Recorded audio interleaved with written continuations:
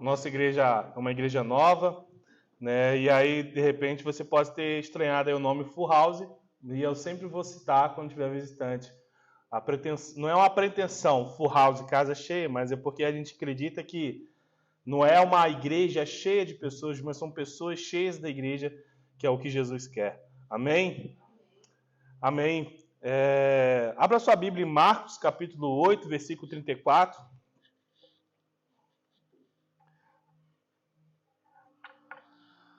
Marcos, capítulo 8, versículo 34.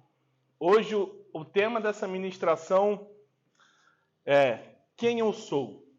Multidão, ovelha ou discípulo? Não é uma mensagem para passar a mão na sua cabeça, não é um alimentozinho leitinho, não é uma aguinha com açúcar.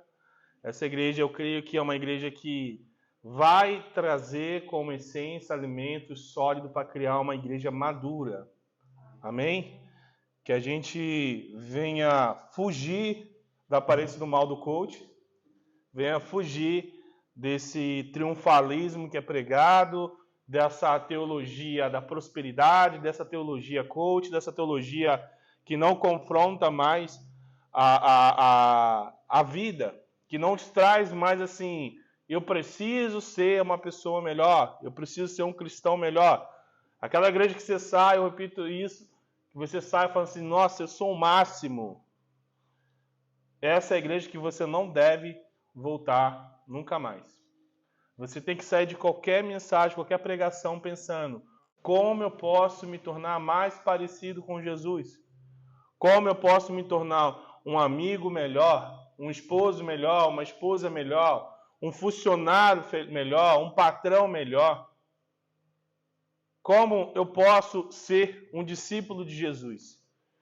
E é nisso que eu quero falar com vocês hoje, sobre ser discípulo de Jesus. E eu quero lançar um desafio para vocês.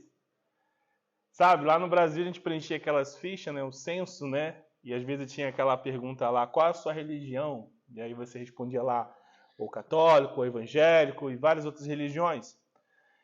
Eu quero que você hoje, no censo comunitário da nossa comunidade brasileira, ou qualquer outra pessoa, quando alguém perguntar qual é a sua religião, você não vai falar mais evangélico. Você vai falar, eu sou um discípulo de Jesus. Porque evangélico, eu não sei vocês, cristão, eu não sei vocês, parece que agora é moda, né? Esses dias eu vi uma modelo, Bruna Marquezine, falando o seguinte, Jesus é um cara legal, ele é maneiro. O seu fã-clube, a sua fanbase que é ruim. Não é fanbase, é a igreja. E aqui, realmente, é um lugar cheio de pecadores e pessoas doentes. Mas só quem procura o médico é quem está doente. E a gente precisa reconhecer a nossa doença do pecado para procurar um médico. A igreja é um hospital.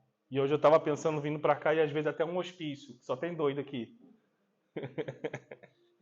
Irmão, domingo à noite, sexta-feira, domingo à noite, aliás, 6 horas da noite, dia do descanso, e você está aqui.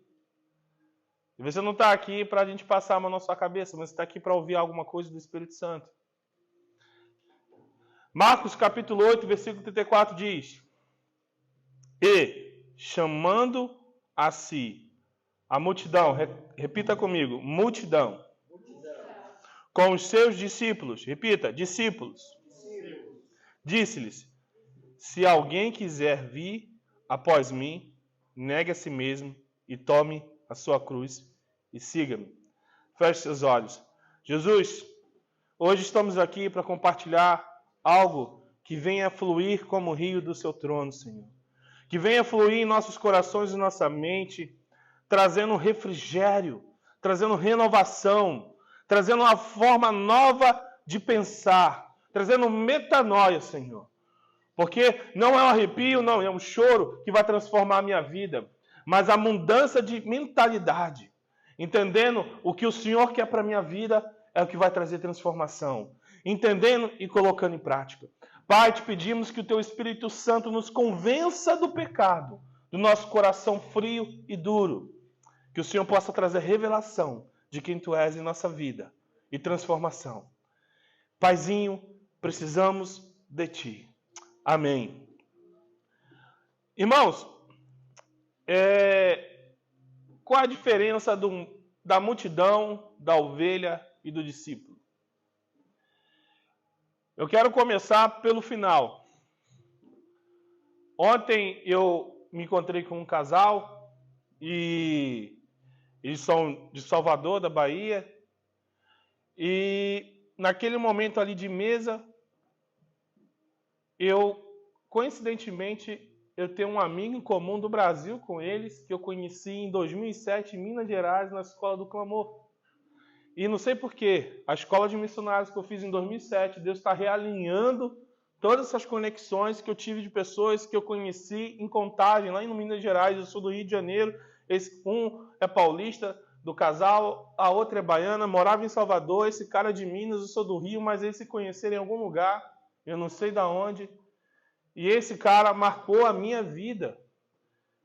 Talvez, eu não sei se vocês que caminham comigo já ouviram falar, quando eu estava saindo, procurando um orelhão do curso que eu fazia, não tinha celular, e aí eu parei numa estrada assim de terra, e tinha um carro velho, enguiçado, e tinha um cara lá parado esperando o reboque, não sei.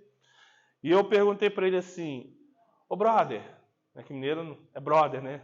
Mineiro não é carioca. Brother, pô, tinha uns 20 anos. Você sabe onde tem um orelhão aqui perto? Porque estou precisando fazer uma ligação lá pro Brasil não, pro Rio de Janeiro. Eu sou do Rio. E ele falou assim: cara, é logo ali, ó. Aí você já viu, né? Mineiro falando logo ali. Aí irmão, deixa eu te falar algo. Eu sou lá do Rio. O carioca não tem a disposição que o mineiro tem. O logo ali para você, para mim é outro estado. É logo ali mesmo? Ele falou: não, é logo ali. Eu falei: beleza. Ele: não, é tão logo ali que eu vou levar você. E aí ele foi andando comigo no chão de terra. Daqui a pouco ele entrou no mato assim. Aí: não, aqui tem uma trilha que corta o caminho. Eu falei: beleza, vamos cortar caminho então. Desci a trilha, fui até o orelhão, mais ou menos uns 15 quilômetros, logo ali dele. Cheguei no orelhão, o orelhão estava quebrado. E aí ele falou: não, vamos lá para casa, e você faz uma ligação lá de casa, tá? Eu estava aqui esperando um amigo meu que estava estudando aí também. E eu falei: beleza, vamos embora. E eu fui na casa dele, almocei, tomei café da tarde, jantei, dormi lá. Mineiro, né? Receptivo. E eu lembro que na época eu fiquei encantado com os mineiros. Eu falei: cara... o Marcos ali, eu estava conversando, agora eu tô falando do Magrão. Conversei com ele hoje. Sim.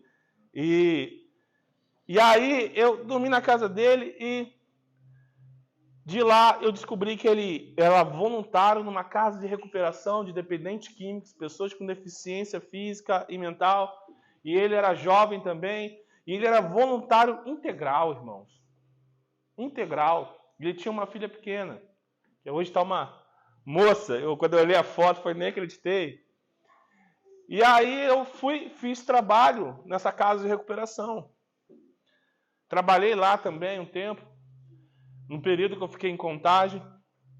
E por que eu estou contando essa história? Porque eu tinha conhecido um discípulo de Jesus e ele marcou minha vida, que eu nunca mais esqueci. Quando eu voltei para o Rio de Janeiro, hoje a tecnologia, a rede social não é como hoje, que a gente consegue manter contato com as pessoas e achar as pessoas. Eu perdi totalmente o contato com ele. Mas toda vez que eu contava um pouco da história do que Jesus fez na minha vida, eu contava o período que eu passei ali. E toda vez eu falava desse cara que marcou a minha vida, que era um discípulo de Jesus. E aí ontem, conversando com aquele casal maravilhoso ali, comendo um cachorro quente, não tão bom quanto da Geisa e do Vinícius, né? Cachorro quente carioca não é bom. O paulista, eu falo para vocês, é maravilhoso. E aí, eles conhecem o cara e eu conheço também. E achei ele na rede social. Na hora eu mandei uma mensagem para ele. ele já tem uns 15 anos isso, e aí eu falei, você é o magrão mesmo, de contagem? Tal. E ele falou, sou eu, cara, eu lembro de você, você era um garoto. E começamos a conversar hoje, e eu falei um pouco do quanto ele impactou minha vida. Hoje ele é pastor numa igreja lá no Rio de Janeiro. Estava tão pertinho de mim, e eu não sabia. E eu quero te trazer essa memória, irmãos. Eu quero chegar ao ponto de que vamos falar do que é um discípulo de Jesus, mas antes eu quero falar o que é a multidão. E eu quero falar o que é a multidão, ovelha e discípulo de Jesus, para que você entenda quem você é. Quem você é, não, quem você está sendo. Você tem a compreensão de quem você está sendo e tem a certeza de quem você também quer ser, aonde você quer estar. Porque a multidão, como diz lá em João 6, e grande multidão o seguia, porque via os sinais que operava sobre os enfermos. A multidão está atrás de milagres. Você pode ver as maiores igrejas que existem, geralmente neopentecostais, que prometem curas, maravilhas, restauração, milagres, bênçãos financeiras, elas estão como? Cheia. Não é um problema, irmãos. Veja bem, uma igreja cheia. Nós queremos também, amém? Ontem eu estava conversando com o Marcos e eu falei, olha, eu quero sim uma igreja cheia, para eles ouvirem a palavra de Deus. Se a minha motivação for outra, meu coração está corrompido, eu me perdi. Eu quero sim pregar para milhões e milhares, porque é esse milhões e milhares que eu pregar, vou prestar conta ao Senhor. Agora, o que eu vou pregar, também vou prestar conta ao Senhor. E a multidão, ela está interessada nos milagres, maravilhas. Ela vai, às vezes, trazendo para o contexto de hoje, ela vai, a maioria das vezes, ou todas as vezes, na igreja, Senhor, o que você pode fazer por mim? Senhor, eu quero.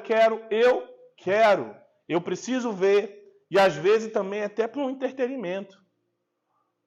Às vezes vai na igreja porque é igreja maneira, legal, descolada, show de fumaça, telão de LED. Eu também quero, tá, irmãos? Também quero. Não estou dizendo que isso é errado, amém? Mas eu estou dizendo que a motivação da pessoa é essa. Cumprir um calendário religioso. Está atrás de Jesus por causa dos milagres. Outra característica da multidão é que a multidão ela é obediente, mas a obediência rasa.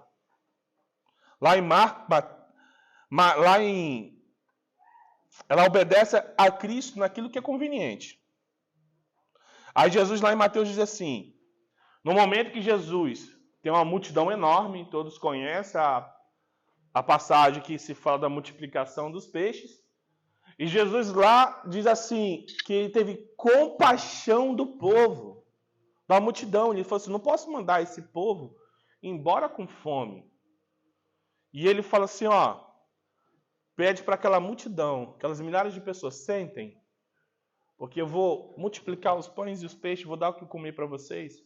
E todo mundo senta. Ela é obediente, mas até onde é conveniente. Eu vou obedecer para receber alguma coisa. Eu vou obedecer Jesus porque eu estou com fome e ele vai matar a minha fome. Eu estou com sede, ele vai matar a minha sede. Esse é o motivo da minha obediência. Mas lá em Marcos, você vê que um homem chega a falar assim para Jesus, eu quero seguir você, Jesus. E ele fala assim, então, você vende todas as suas propriedades, dê aos pobres e me siga. E a Bíblia diz que ele se entristece, não quer mais seguir Jesus. Porque ele queria ser discípulo, mas ele não queria pagar o preço para ser um discípulo. Alguém pode pegar uma garrafa d'água que está aberta ali atrás para mim, por favor? A multidão ela é obediente, mas a obediência rasa. Ela obedece aonde é conveniente, mas aonde precisa morrer, ela não quer mais obedecer. No caso do jovem rico era o dinheiro, mas às vezes a gente não quer sacrificar o nosso tempo de vir a uma igreja. Obrigado, minha irmã. Deus te dê 100 vezes mais dessa água aqui. Sede já não vai morrer. Pode morrer afogado, mas sede não. A multidão, obediência rasa. O jovem rico não queria abrir mão do seu dinheiro, mas às vezes a gente não quer abrir mão do nosso tempo.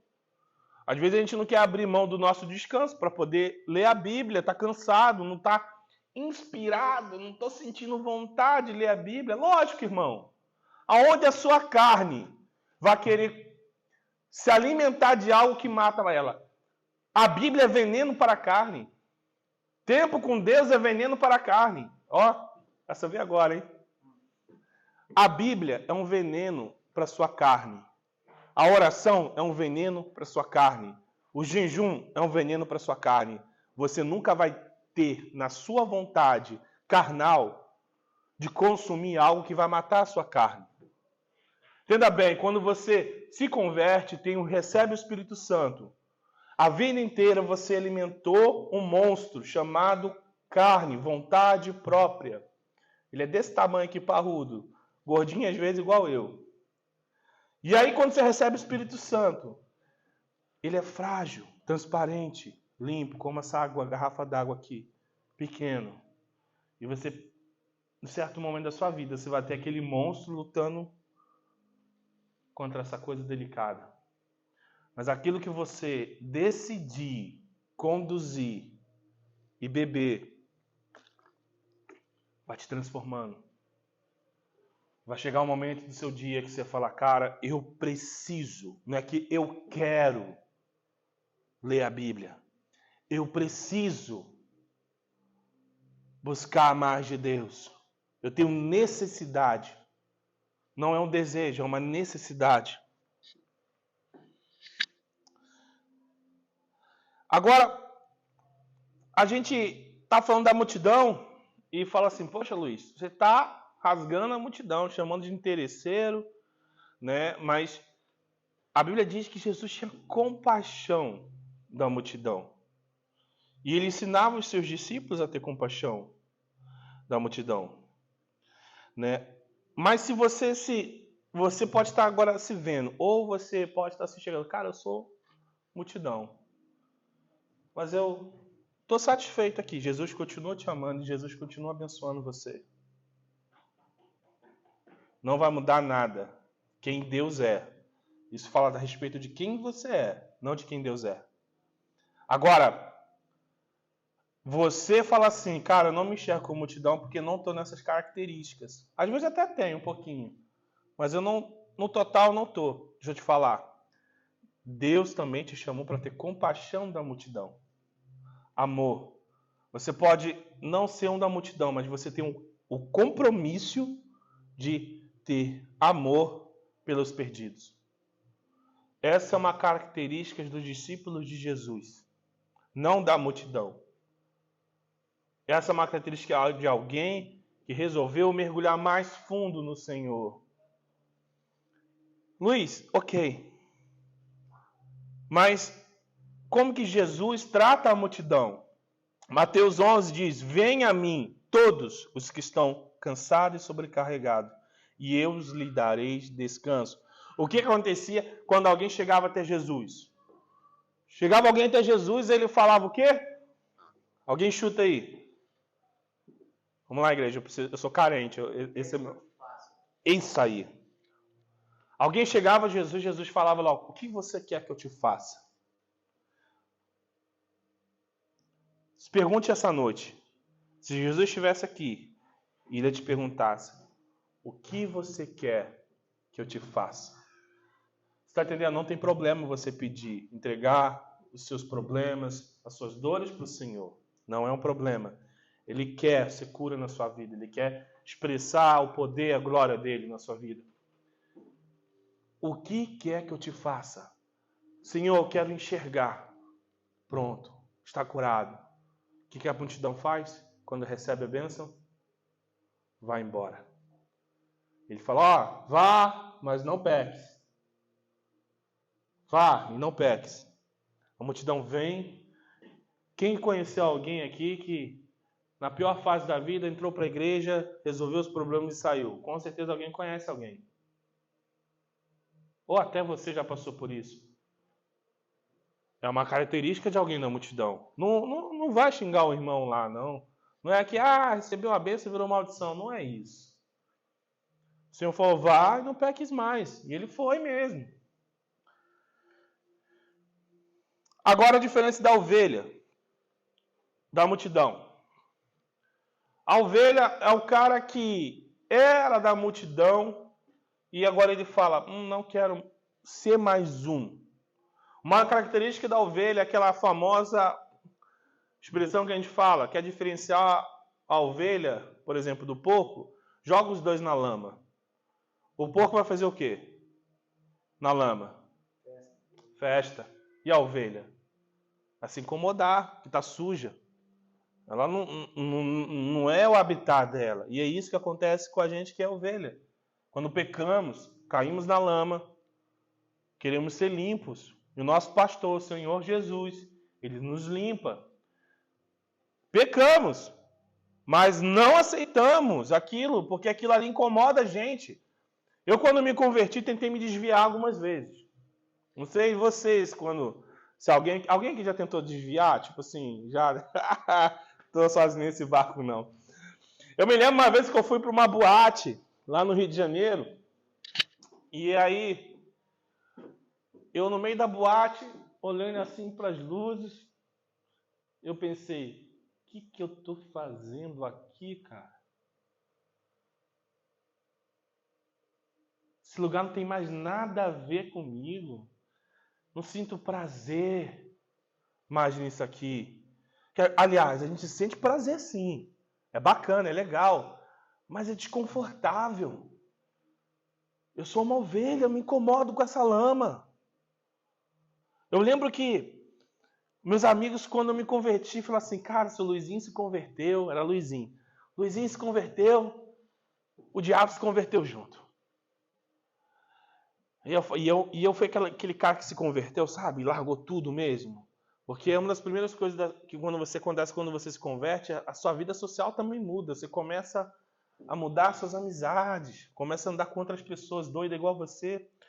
E aí, eu lembro que um dos outros dias que eu tentei desviar, meus amigos sempre era assim, marcava de ir para balada, para uma festa, para uma boate, qualquer coisa. Eles tinham na casa de alguém, ia para lá e todo mundo combinava para onde ia, que hora, tal, como que ia fazer, às vezes para beber antes. Eu usava umas drogas doidas lá também. E esses meus amigos, quando eu cheguei lá, eles estão reunidos, tal, eu falei, também vou. E eles falaram, cara, o que você está fazendo aqui? Eu falei, eu vou com vocês. Cara, olha só. Eles viraram para mim e falaram, Luiz, não, você não vai com a gente. E eu, por quê? Tem espaço no carro? Não tem. Mas você é um amigo melhor agora. Você é um cara mais legal. Jesus já estava me transformando. E o mundo já não estava mais me reconhecendo quem eu era, porque aquele cara tinha morrido. E eu estava naquele processo, né, de se tornar um discípulo de Jesus, porque eu era uma multidão, virei uma ovelha, e o mundo já não me aceitava mais.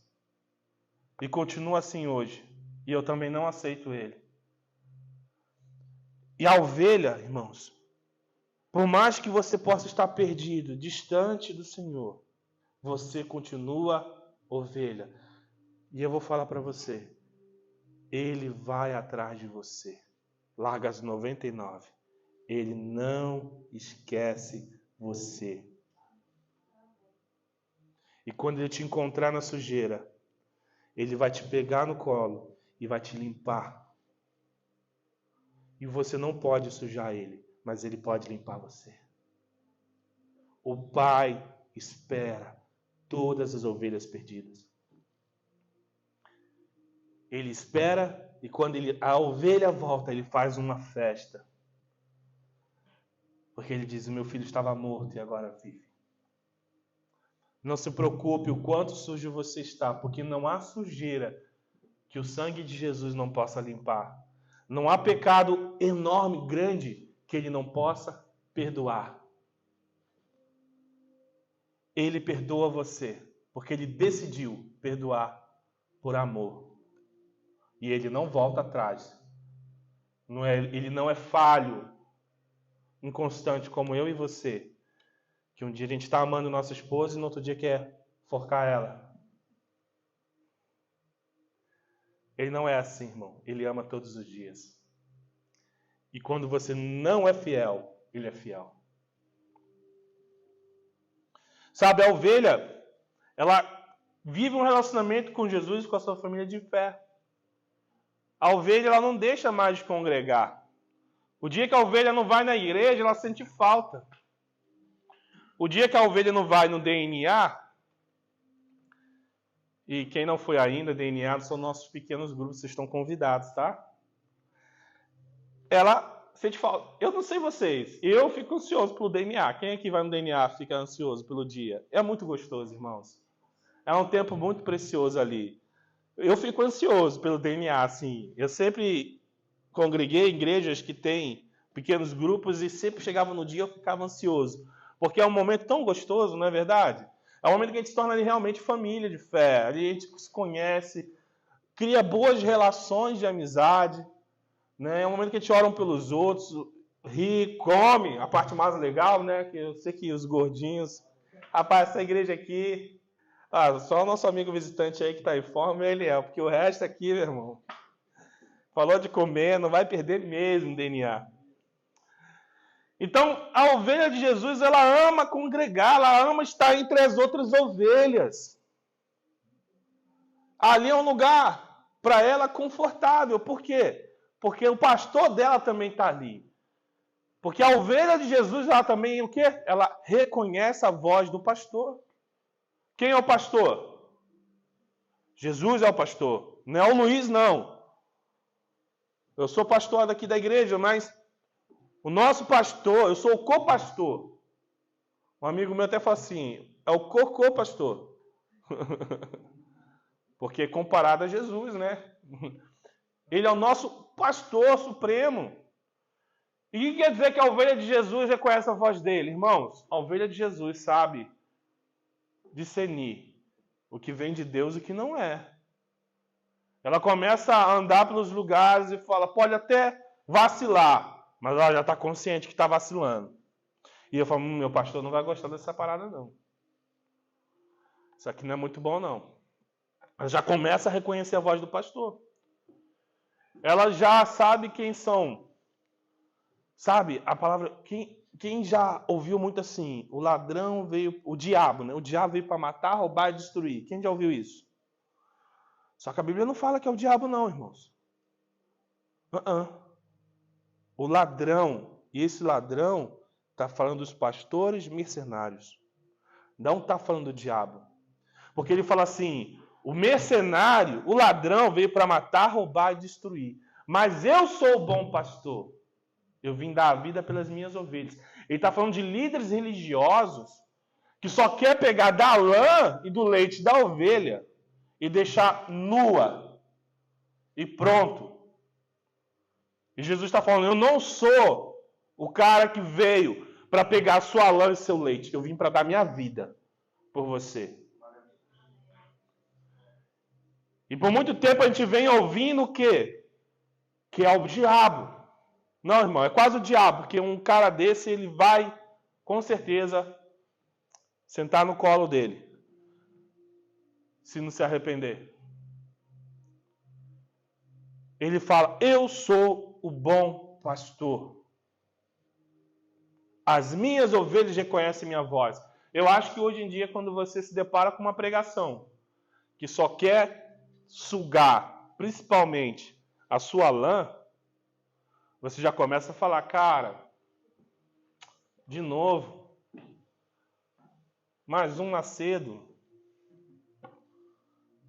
Porque você, mais um desse, irmãos, misericórdia. E a gente não tem que ter medo de falar não, irmãos. Porque a heresia, os falsos profetas têm que ser expostos mesmo, eles têm que parar de ser crente covarde. Porque aonde a luz não se posiciona, quem se posiciona? As trevas. Você sabia que não existe trevas? Ausência de luz. Aonde a luz sai, as trevas dominam. Do mesmo jeito que não existe frio, existe ausência de calor. Se não tem algo para produzir calor, o frio vem. Seja luz, irmãos. Não deixe as trevas tomar o lugar, se posicione. Eu não estou falando para você brigar, não, irmãos. Entenda, a nossa luta é espiritual. Mas precisamos de homens de verdade e mulheres de verdade. Jesus não chamou nenhum covarde. Jesus chamou homens que morreram numa cruz. Crucificado, Pedro, degolado, arrastado pela rua, decapitado, apedrejado. O evangelho é isso, irmãos. Não acho que a gente está na América, tem liberdade de expressão, que a gente não vai ser perseguido, não. O pessoal que está aqui um pouquinho mais de tempo com a gente sabe, a gente sofreu perseguição no prédio que a gente estava alugando. Só por ser uma igreja. E já estamos sofrendo perseguição de outras igrejas, porque não gostam muito da mensagem que a gente prega. O problema é deles. Eu não vou me calar. Eu não vou parar de falar do evangelho até que ele venha. Os incomodados que se incomode. E eu estou aqui para incomodar. Eu vou falar do evangelho de Cristo. A ovelha, irmão, ela não se alimenta mais de qualquer coisa. Ela tem prazer na palavra de Deus. Ela tem satisfação em ouvir a voz de Deus. Agora, tem um problema na ovelha. Ela não tem estrutura para aguentar a pressão. Ela segue Jesus. Tem até um compromisso com ele, mas não está envolvida no projeto dele. Qual é o projeto de Jesus que ele deixou na terra?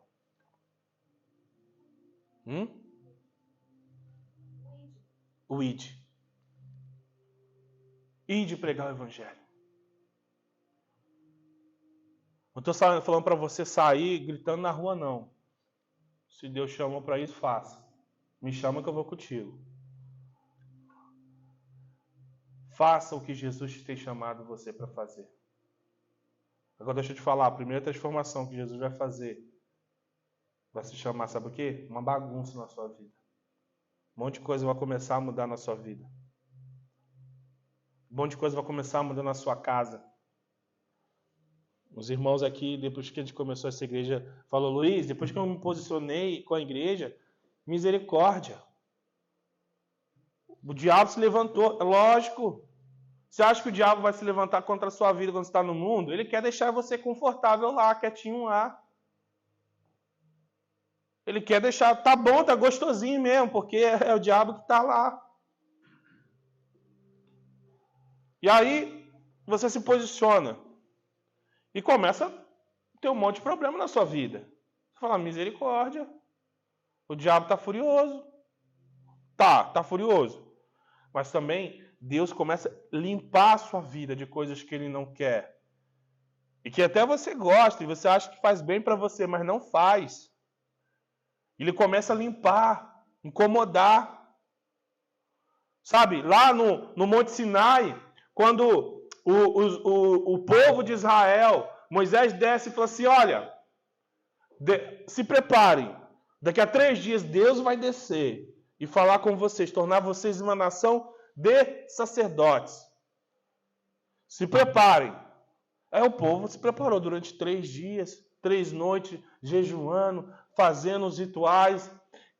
No final do 3º dia, a montanha começa a tremer. A nuvem no Monte Sinai começa a descer. E o povo, tá doido? O que tá vindo aí? A gente vai morrer. Moisés, não, faz o seguinte, Moisés, vá lá você, para tu ver como o povo amava o líder, né? Vamos morrer, vai lá, líder, morre você.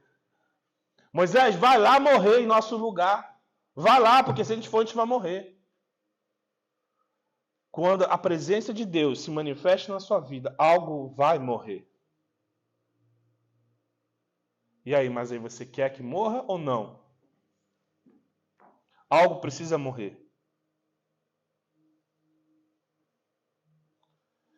Sabe, os discípulos de Jesus, eles é como um GPS. Estava com o Ramon esses dias conversando. E eu falei, Ramon, vou te dar um spoiler aqui da pregação. Hoje a gente vai comer um japonês aqui. Depois acabar aqui, a gente vai comer um japonesinho. E aí, quem não souber o endereço, me siga. Ok?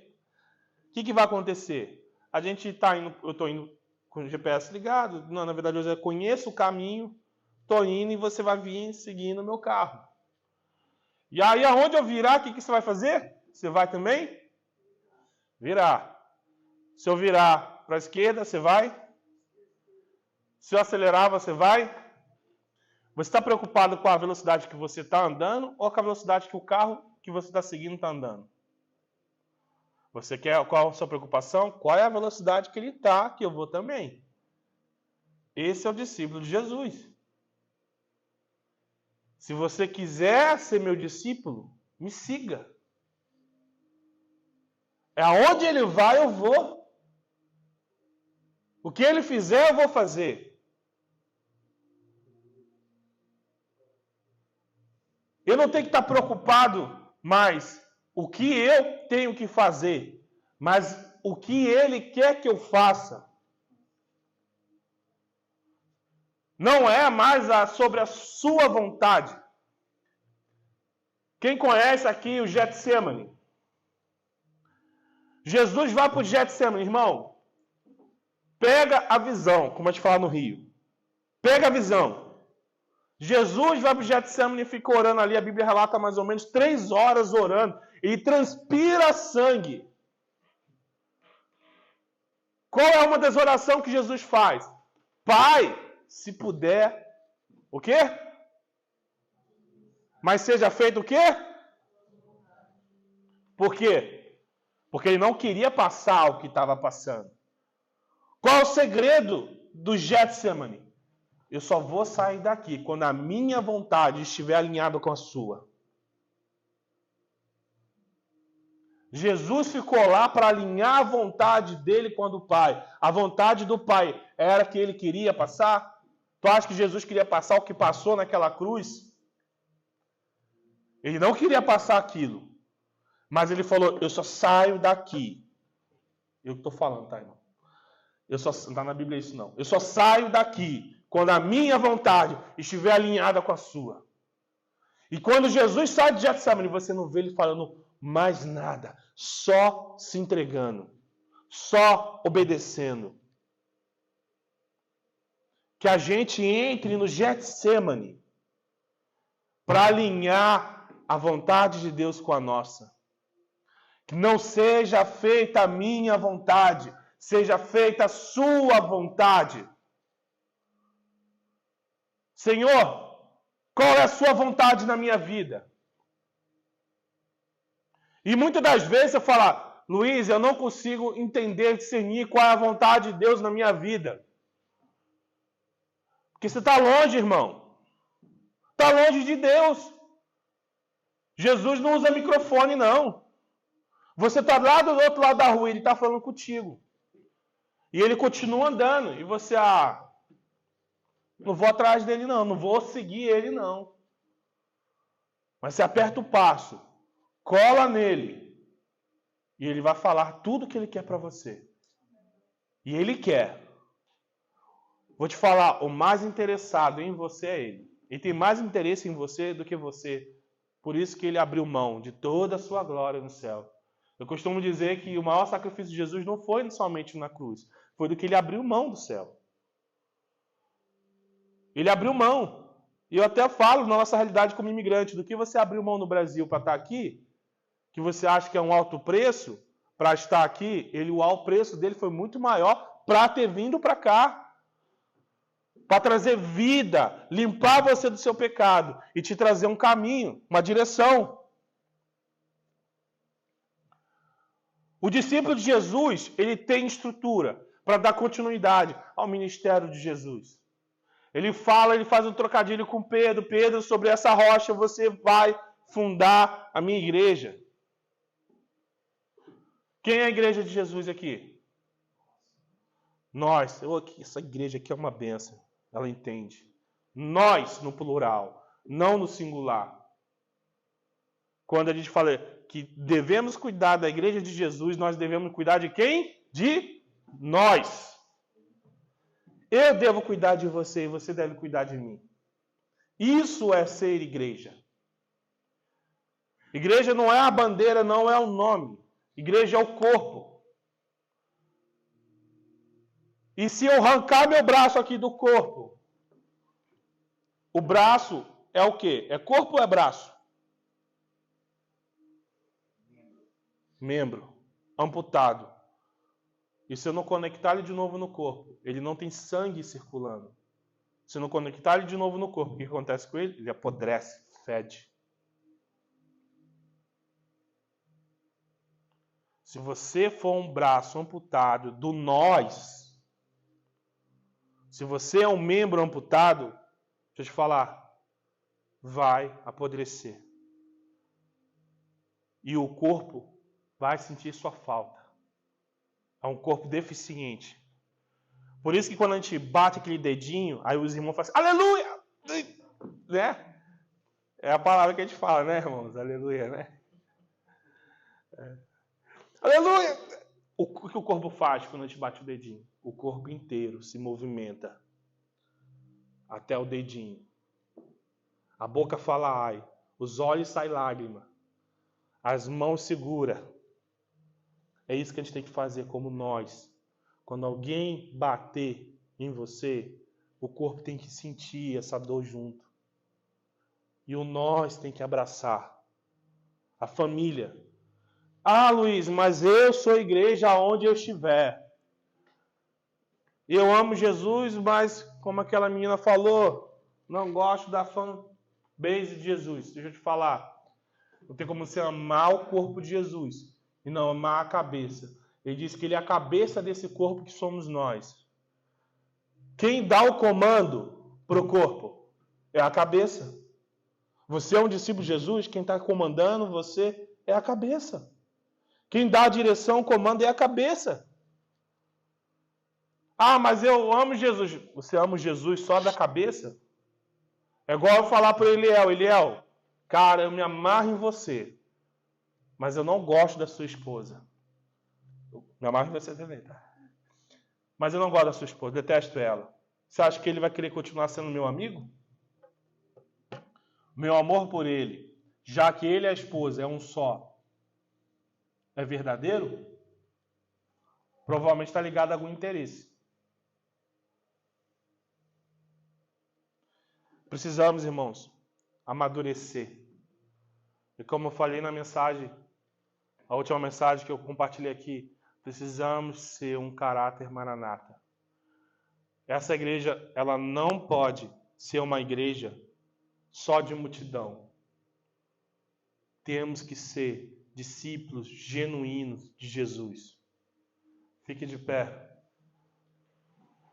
Eu não sei se você se encaixa em uma dessas pessoas, multidão, ovelha, ou algumas características do discípulo que você gostaria de ter e dar esse passo para se estruturar, ser suporte para o ministério de Jesus.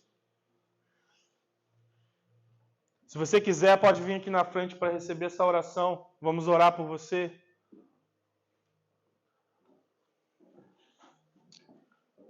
Aleluia. Feche seus olhos. Coloque a mão no seu coração, de onde você está. E vamos orar todos juntos agora.